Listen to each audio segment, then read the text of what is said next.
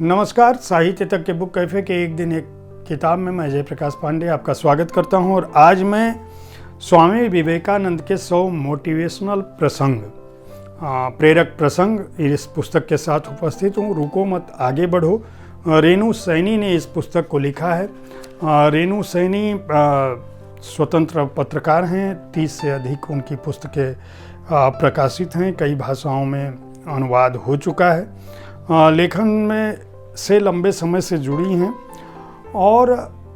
प्रेरक प्रसंगों पे बहुत सारे अखबारों में, पत्र पत्रिकाओं में भी स्तंभ लिखती रहीं। यह पुस्तक उन्होंने युवाओं और बच्चों के लिए ऐसी घटनाओं का संकलन किया है स्वामी विवेकानंद के जीवन से,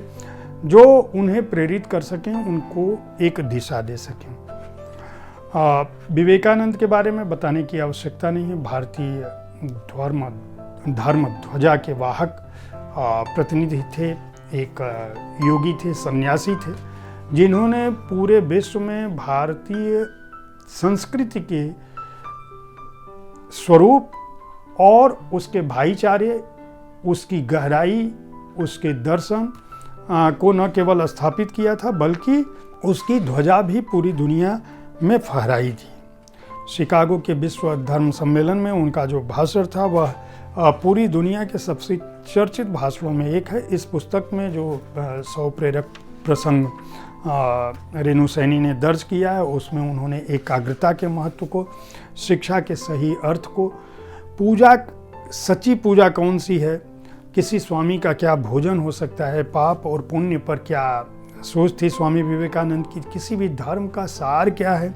सबसे बड़ा कर्म क्या है मनुष्य का, स्वामी जी का भाषण क्या था, उसका महत्व क्या था, सच्चा सन्यासी कौन सा हो सकता है, शब्दों की महत्ता क्या होती है,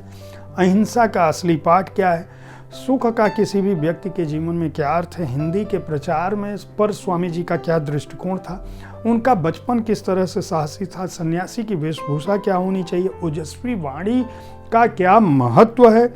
सर्वश्रेष्ठ दान विद्या दान क्यों है और क्यों ऐसा कहा था स्वामी विवेकानंद ने, शिक्षा के किस तरह से वह समर्थक थे,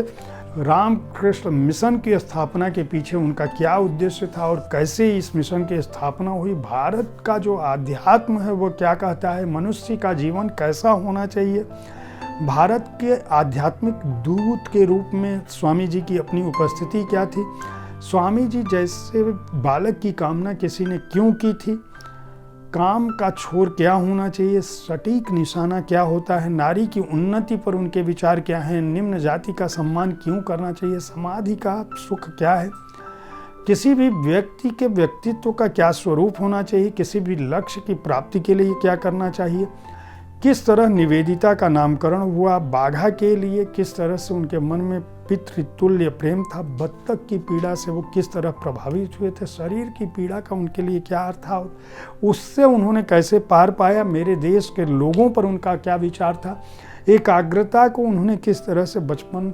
में ही साध लिया था, इसी तरह से घोड़े पर किस तरह से काबू पाते थे, गुरु शिष्य के बंधन को लेकर क्या सोचना था उनका, और मनुष्य को क्यों वह भाग्य निर्माता कहते थे, परमहंस के संदेश पर उनकी क्या दृष्टि थी, श्रीमद् भगवत गीता पर क्या उनके विचार थे, मुक्ति पर उनकी क्या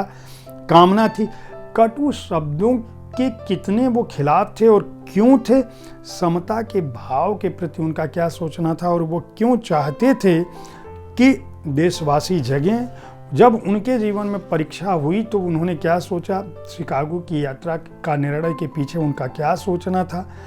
हनुमान जी के दर्शन की किस तरह से उनके मन में इच्छा थी, किस तरह से वो दुराग्रह के दुष्परिणामों के प्रति लोगों को आगाह कर रहे थे, और सबसे बढ़कर शरीर के महत्व पर उनका क्या विचार था, सर्वधर्म समभाव पर उनकी क्या दृष्टि थी, शुभ और अशुभ के बारे में वह क्या सोचते थे और सत्य की शक्ति को किस तरह से प्रतिष्ठापित करते थे। इस तरह के कुल 100 प्रसंग इस पुस्तक में उपलब्ध हैं। यह निश्चित रूप से एक प्रेरणादायी पुस्तक है। प्रभात पेपरबैक्स ने इसको प्रकाशित किया है। इसका मूल्य 300 रुपये है और चूंकि स्वामी जी के 100 प्रसंग 208 पृष्ठों में समाहित हैं। उम्मीद है साहित्य तक का पुस्तकों पर आधारित यह कार्यक्रम आपको पसंद आ रहा होगा। इस कार्यक्रम में आप किस तरह की पुस्तकों की चर्चा चाहते हैं, इसके बारे में अपनी राय से अवगत कराना हमें न भूलें। हमारी कोशिश होती है कि विविध विधाओं की पुस्तकों के साथ आपके पास हर दिन मैं पहुंचूं, ताकि आपको अपनी पसंद की पुस्तक चुनने में आसानी हो। यह पुस्तकों की समीक्षा का कार्यक्रम नहीं है, बल्कि उन पुस्तकों को पढ़ते हुए वे मुझे कैसी लगी इसके बारे में मैं आपको बताता हूं। और प्रयास सिर्फ इतना है कि पुस्तक संस्कृत को बढ़ावा मिले, आप किताबें खरीद सकें, अपने को ज्ञानवान बना सकें। देखते रहें साहित्य तक। धन्यवाद।